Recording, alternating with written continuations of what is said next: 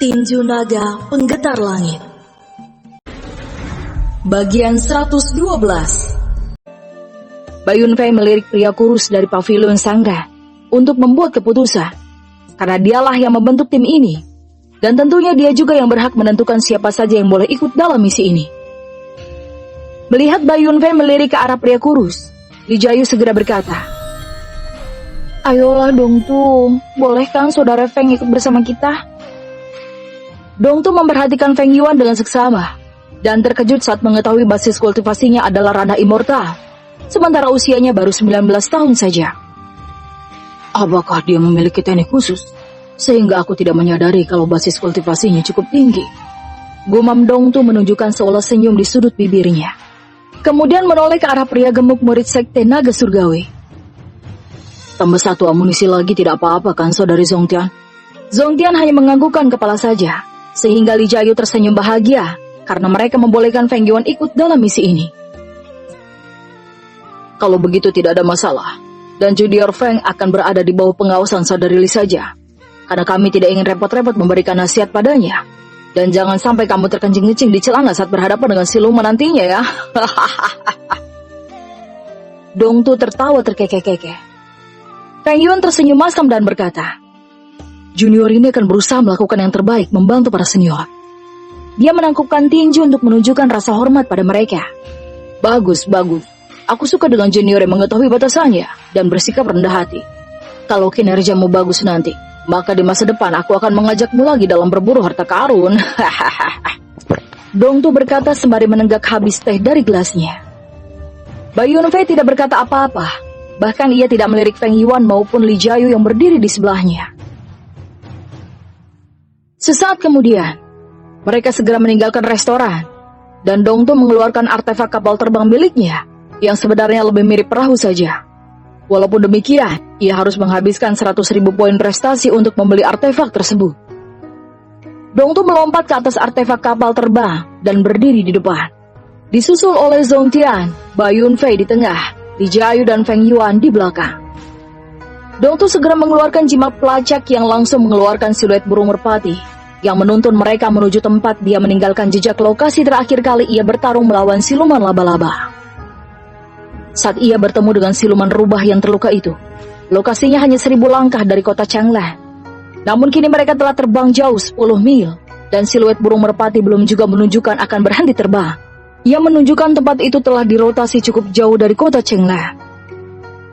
Tim ini terlalu kaku. Kalau tahu begini, lebih baik aku menantang murid berperingkat tinggi saja di arena gladiator. Gumam Feng Yuan merasa bosan di atas artefak kapal terbang.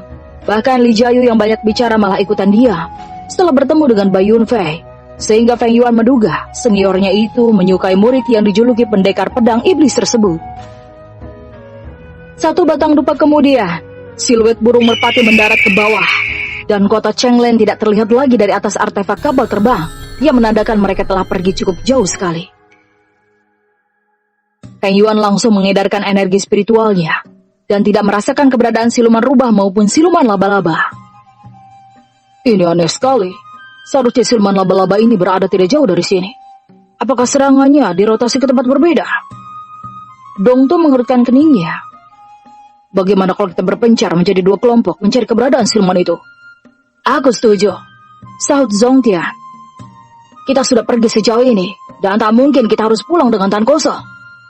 Setidaknya, kita harus pergi membawa beberapa siluman.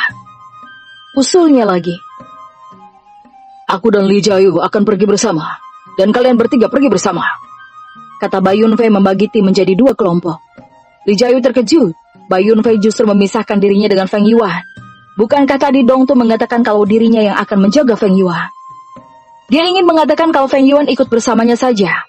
Namun tiba-tiba Feng Yuan berkata, "Baiklah, aku akan bersama 2 senior ini saja." Dia tersenyum menatap Li Jiayu seakan-akan berkata, "Semoga beruntung berjalan berdua dengan laki-laki yang kamu suka." Kalau begitu, ayo pergi Junior Feng, seru Dong Tu segera melesat menggunakan teknik meringankan tubuh ke arah selatan. Bayun Fei juga segera melesat ke arah utara yang langsung diikuti oleh Li Jiayu yang masih khawatir Feng Yuan tidak akan akur dengan keduanya. Feng Yuan tidak berkata sepatah kata pun saat mengikuti Dong Tu dan Zongtian. Dia sibuk melacak keberadaan siluman rubah dan siluman laba-laba dengan energi spiritualnya. Kemudian tiba-tiba, ia merasakan keberadaan satu siluman yang kekuatannya sepertinya berada di ranah immortal puncak. Dan satu lagi adalah siluman yang memiliki aura yang sangat lemah. Mungkin itu adalah siluman rubah yang terluka seperti dikatakan oleh Dongtu. "Senior Dong," seru Feng Yuan. "Aku tahu," sahut Dongtu yang juga menyadari keberadaan dua siluman tersebut. "Apakah kita akan melepaskan kembang api agar Senior Bai dan Senior Li segera datang kemari?" tanya Feng Yuan lagi. Dongtu tak menjawab. Pandangannya lurus ke arah dua siluman tersebut, sehingga Feng Yuan mengerutkan keningnya. "Kita lihat dulu kondisi siluman itu. Kalau hanya menghadapi satu siluman laba-laba saja, cukup kita bertiga saja menghadapinya," sahut Zongtian dengan seringai tipis di sudut bibirnya. "Aku akan mengikuti instruksi dari kedua senior saja." Feng Yuan menghela nafas dalam-dalam. Ketiganya terbang ke arah gunung batu yang memiliki lubang selebar 5 tombak. Namun mereka langsung terkejut melihat siluman rubah kini tinggal setengah badan saja. Sisanya telah dilahap oleh siluman laba-laba beserta dua anaknya yang setara ranah alam langit. "Ini kejam sekali. Kenapa siluman laba-laba ini tidak membunuh siluman rubah lebih dulu? Dia malah memakan bagian tubuh bawahnya lebih dulu, sehingga siluman rubah tetap hidup walaupun ia bernafas dengan lemah dan hanya bisa meneteskan air mata saja." Feng Yuan terkejut melihat tindakan sadis dari siluman laba-laba itu. Feng Yuan kemudian menembakkan niat pedang ke arah kepala siluman rubah yang langsung tewas, sehingga siluman laba-laba tampak sangat marah dan menembakkan benang putih beracun ke arah Feng Yuan. Zongtian meninju tanah dan tiba-tiba tanah bergetar, serta permukaan tanah naik setinggi 10 tombak membentuk benteng tanah. "Hati-hatilah Junior Feng," seru Zongtian menepuk pundak Feng Yuan. Siluman laba-laba makin marah karena gagal melumpuhkan Feng Yuan. Dia kemudian mengeluarkan suara aneh, seperti sedang berkomunikasi, dan tiba-tiba puluhan siluman laba-laba yang setara ranah Sen keluar dari dalam gua. "Cih, hanya ranah Sen saja." Dongtu mengejek siluman laba-laba. "Hadapi mereka Junior Feng, ini akan menjadi latihan yang bagus untukmu, dan bila kamu tak sanggup mengatasi mereka, maka langsung katakan pada kami agar kami segera membantumu." Feng Yuan merasa seperti dimanfaatkan oleh mereka, namun ia tidak ingin berseteru dengan mereka, sehingga memutuskan maju menghadapi para siluman laba-laba tersebut. Feng Yuan melayang 10 tombak dari tanah, dan 100 senjat pedang ki api muncul di sekitarnya, sehingga Dongtu dan Zongtian takjub melihatnya. Junior Feng ternyata memiliki kemampuan yang sangat hebat. Bahkan untuk menghadapi para siluman laba-laba, dia tidak membutuhkan bantuan roh bela dirinya, kata Dongtu dengan senyum cerah. Jangan terlalu memujiku Senior Dong. Sebenarnya ini baru kemampuan sepele saja. Kalau aku serius, maka induk siluman laba-laba itu akan mati dalam sekali serang saja, sahut Feng Yuan dengan seulas senyum tipis di sudut bibirnya. Dongtu mengerutkan keningnya mendengar jawaban Feng Yuan, yang ia merasa murid baru Sekte Pedang Bintang itu cukup sombong juga. 100 senjata pedang Feng Yuan kemudian melesat ke arah mulut gua. Ledakan besar menghancurkan mulut gua. Asap-asap tebal kemudian mengepul ke atas, sehingga Li Jiayu dan Bai Yunfei menoleh ke arah sumber ledakan tersebut. "Seperti mereka telah menemukan siluman itu, Saudara Bei," seru Li Jiayu hendak terbang ke arah selatan. "Itu mungkin hanya siluman lain. Kita melanjutkan pencarian ke utara saja, karena mereka tidak memberikan tanda agar kita segera bergabung dengan mereka. Ya berarti mereka sanggup menghadapi siluman itu," sahut Bai Yunfei. Li Jiayu berpikir apa yang dikatakan oleh Bai Yunfei ada benarnya juga. Tetapi ia sedikit khawatir, jangan-jangan Feng Yuan malah bertengkar dengan Dongtu dan Zongtian. Namun dia segera menepis pikiran itu, karena tidak mungkin mereka berani menyakiti rekan seperguruan dari Bai Yunfei yang jauh lebih kuat dari keduanya. Siluman laba-laba yang setara ranah immortal sangat marah saat melihat semua anak-anaknya telah tewas oleh niat pedang yang dilepaskan oleh Feng Yuan. Niat membunuh yang sangat besar tiba-tiba merembas dari tubuhnya, yang mengeluarkan energi spiritual korosif, sehingga semua tanaman di sekitar gua langsung layu, dan Zongtian serta Dongtu memilih mundur puluhan langkah menghindari energi spiritual korosif tersebut. Namun Feng Yuan memilih tetap melayang di tempatnya, dan mengeluarkan sedikit niat membunuh untuk menghalangi energi spiritual korosif menggorogotinya. "Sepertinya siluman jelek sepertimu ini cocok untuk mencicipi jurus pedang tarian nagaku ini." Feng Yuan mengejek siluman laba-laba, dan pedang matahari segera muncul di tangannya. Zongtian dan Dongtu terkejut melihatnya, karena tidak menyangka murid baru sepertinya akan memiliki pedang roh kelas surga yang hanya dimiliki oleh segelintir murid dari klan besar saja. Siluman laba-laba menyemburkan jaring besar untuk merangkap Feng Yuan ke dalam jaring yang mengandung racun yang dapat melumpuhkan mangsanya tersebut. Kobaran api segera menyelimuti pedang matahari, dan Feng Yuan pun menghilang dari tempatnya terakhir kali melayang. Gerakan pertama, jurus pedang tarian naga. Jaring laba-laba seolah-olah dimakan oleh siluet naga api, dan Feng Yuan telah muncul di hadapan siluman laba-laba. Ayunan pedang Feng Yuan segera menghantam tubuh siluman laba-laba. Namun tiba-tiba ia melepaskan pedang putih ke dinding gua dan berhasil menghindari tebasan pedang Feng Yuan yang langsung membelah gua batu menjadi dua bagian. Teknik berpedangnya cukup hebat juga. Dong Tu berkata dengan suara senyum cerah di sudut bibirnya. Sepertinya kita tidak perlu repot-repot membantunya, sahut Zongtian. Siluman laba-laba menatap tajam pada Feng Yuan. Kalau saja ia bisa berbicara dalam bahasa manusia, maka ia akan melontarkan sumpah serapah padanya. Dua kaki depannya berubah menjadi pedang yang sangat tajam, dan ia melompat ke arah Feng Yuan yang langsung menangkis tebasan dari siluman laba-laba itu. Feng Yuan dan siluman laba-laba bertukar tebasan berkali-kali, sehingga Feng Yuan terpaksa mundur 50 langkah keluar gua, karena dipaksa bertahan oleh tebasan bertubi-tubi dari siluman laba-laba. Namun siluman laba-laba tidak menyadari kalau Feng Yuan sejak tadi hanya menggunakan teknik berpedang dasar untuk memancing menjauh dari gua. Siluman laba-laba juga berpikir yang sama dengan Feng Yuan. Dia sengaja melakukan tebasan bertubi-tubi agar manusia di hadapannya itu melupakan kalau ia masih bisa menggunakan teknik jaring untuk merangkapnya. Dari ekor siluman laba-laba muncul jaring yang langsung melesat ke arah Feng Yuan. Matilah kau manusia sialan! Umpatnya dalam bahasa siluman, sehingga Feng Yuan tidak mengerti apa yang ia katakan. Gerakan pertama, jurus pedang tarian naga. Ya! Siluet naga api tiba-tiba muncul dari bilah pedang matahari yang langsung mengelilingi tubuh Feng Yuan, dan jaring laba-laba yang akan merangkap langsung terbakar. Siluman laba-laba mengerutkan keningnya dan menyadari kalau dirinya lah yang sebenarnya masuk ke dalam perangkap manusia ini. Ayunan pedang matahari yang diselimuti kobaran api berbentuk siluet naga tiba-tiba telah berada di depan wajahnya, dan ia pun segera menyilangkan kedua pedangnya. Namun, kedua pedang tersebut langsung terbelah, dan pedang matahari memotong tubuh siluman laba-laba menjadi dua bagian. Bahkan inti silumannya juga ikut hancur, sehingga Feng Yuan mengerutkan keningnya, karena tujuan mereka datang ke sini adalah untuk mendapatkan inti siluman tersebut. Dong Tu dan Zongtian segera terbang ke arah Feng Yuan dengan senyum cerah. Anda hebat sekali, Junior Feng. Pantas saja kamu dengan mudah mencapai peringkat 200 di arena gladiator. Dong Tu memuji Feng Yuan, namun ia langsung tercengang saat melihat inti siluman laba-laba telah hancur berkeping-keping.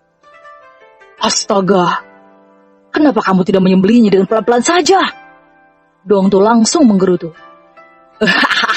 Saudara Dong, jangan lupa bayaran untuk kami adalah 1000 poin prestasi. Zongtian mengejek Dong Tu yang kini berwajah masam. Poin prestasi apaan? Kamu aja cuma menonton dan tidak melakukan apa-apa. Dong Tu memarahi Zongtian. Hei, ingat dalam perjanjian yang kita buat. Kamu akan membayar kami walaupun siluman itu ditemukan atau tidak. Namun setidaknya kami masih mendapatkan inti siluman rubah itu. Saud Zongtian menunjuk siluman rubah yang tubuhnya tinggal setengah saja, karena setengahnya lagi dimakan oleh siluman laba-laba.